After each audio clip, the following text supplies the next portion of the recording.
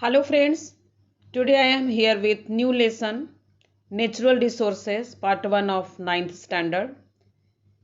In this session we are going to discuss natural resources, components of biosphere, air the breath of life, role of atmosphere in climate control, the movement of air, rain, air pollution and harmful effects of air pollution.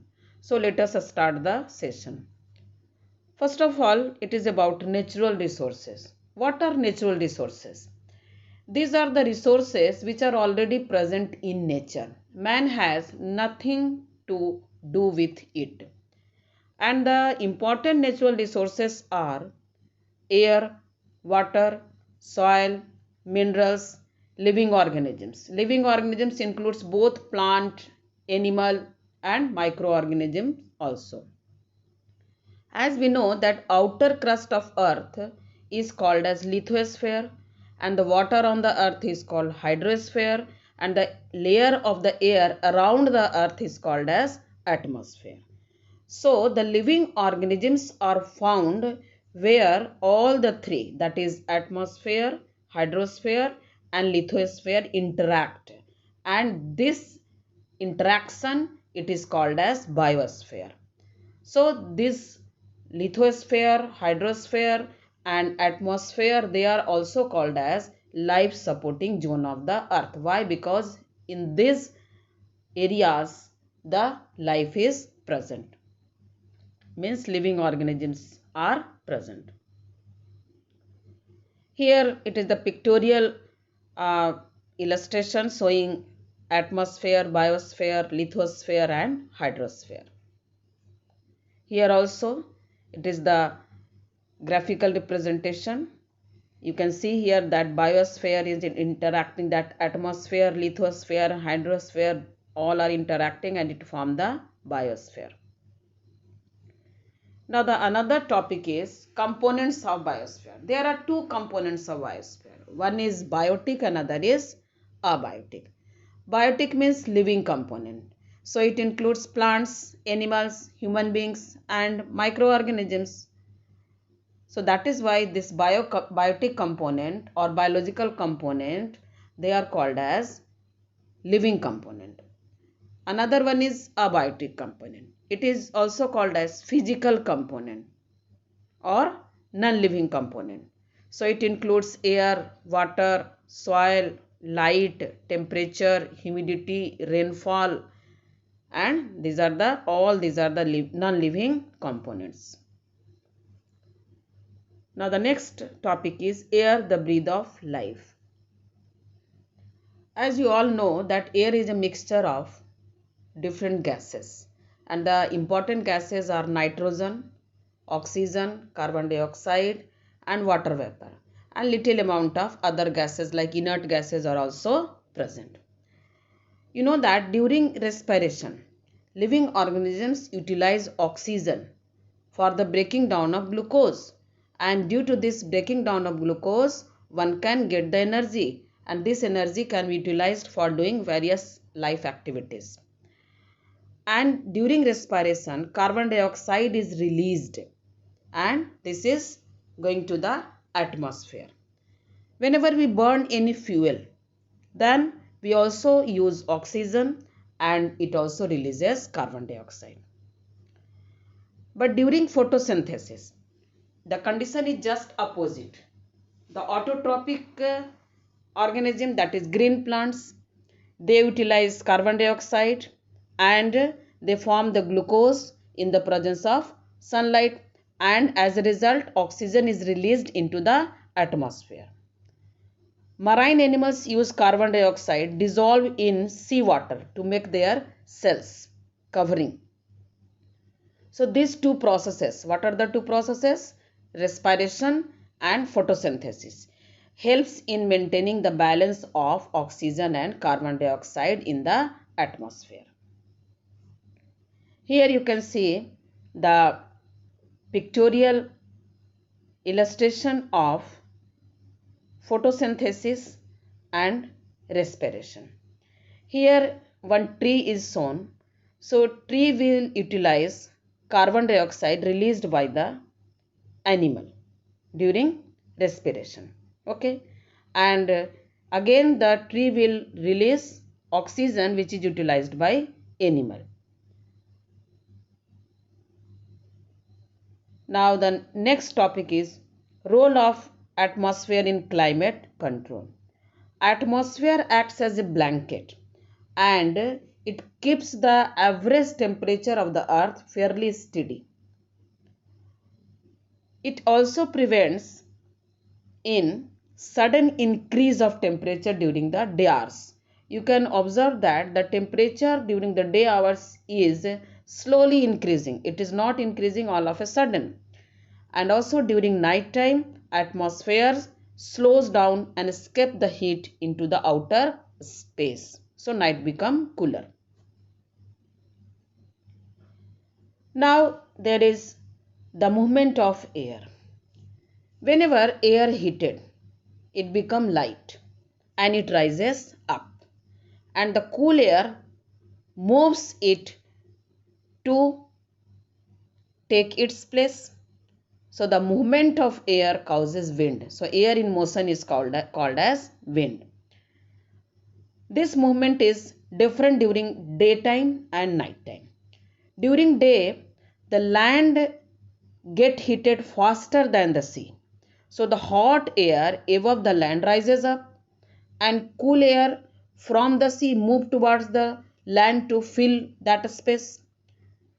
But during night time, the sea cools down slowly than the land. So the hot air above the sea rises up and cool air from the land moves towards the sea. So this is the movement of air.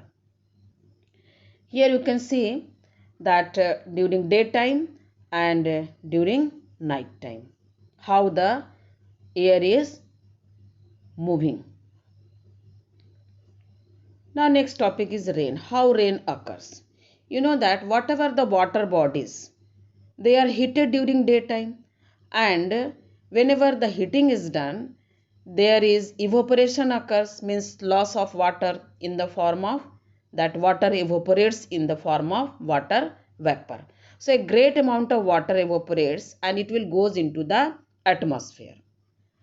And some amount of water vapor also goes into the atmosphere due to various biological activities like transpiration. Transpiration is also loss of water in the form of water vapor by the plants. This air when heated, it rises up carrying the water vapor with it. As the air rises, it expands and cools.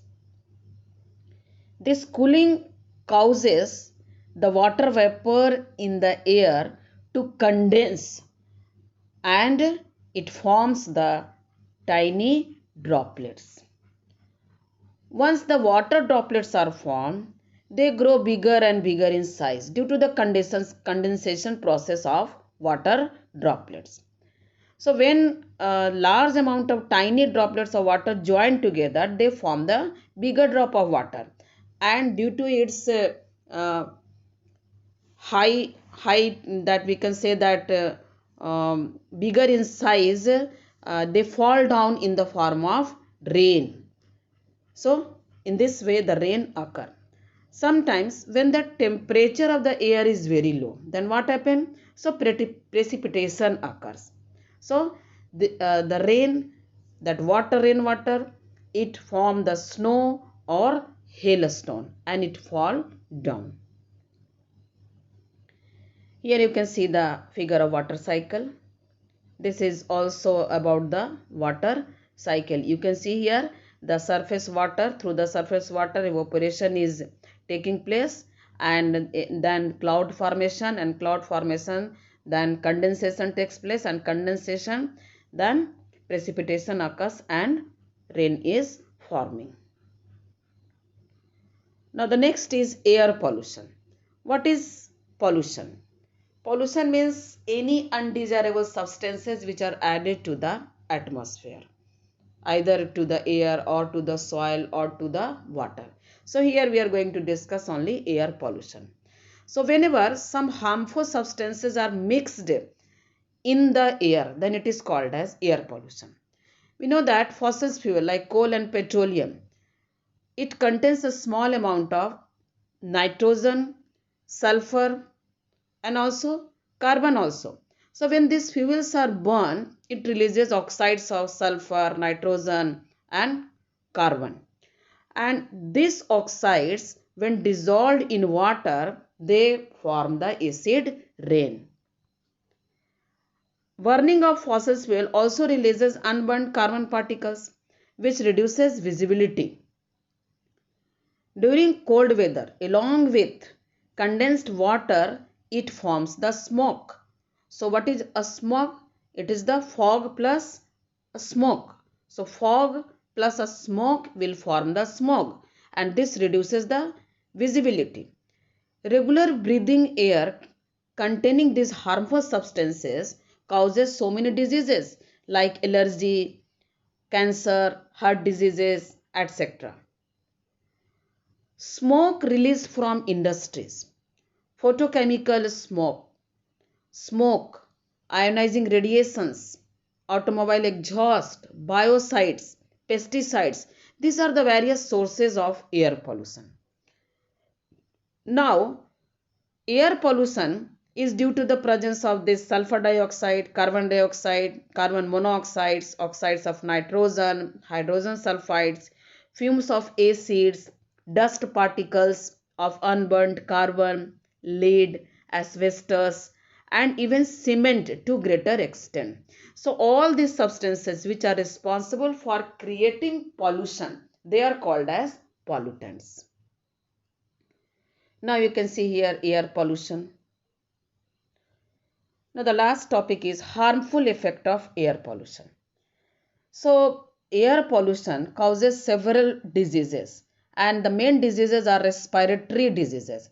It causes respiratory problem, renal problem also, high blood pressure, problems in nervous system, eye irritation, etc. in human beings. Besides animals or human being, plant is also suffering from air pollution. In plant there is falling of leaves, reduced growth, degeneration of chlorophyll, mottling of leaf, that is curling of leaf, have been reported in case of plant. Now what is acid rain? As we have earlier discussed, when oxides of sulfur and nitrogen combines with water in the atmosphere and fall down in the form of rain, then it is called as acid rain. So let us see what are the effect of acid rain. Acid rain affect human life. It also destroy the monuments and statues, and it also affects the plants. In human life, it may corrode the skin. Effect of air pollution. First, it causes global warming. Global warming means these greenhouse gases have capability to absorb the heat radiated by the sun, and hence thereby increasing the temperature of the atmosphere, and that is called as global warming.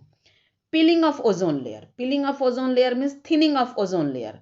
As we know that ozone is a very important gas of atmosphere. It protect us from ultraviolet rays directly coming from the sun, and prevent us from different types of that cancer like skin cancer, eye irritation also.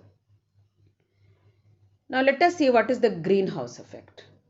As I have earlier discussed that greenhouse gases like carbon dioxide, methane, chlorofluorocarbons, they have capacity to absorb the heat radiated by the surface of the earth, and hence it keeps the earth warm. So this is called as greenhouse effect, and greenhouse effect leads to global warming, means increase in the average temperature, and further global warming leads to the melting of polar ice cap, and whenever the polar ice cap melts, then there is ultimate rise in the level of the sea, and when the level of the sea increases, then there is flooding of the coastal area and submerging of the islands.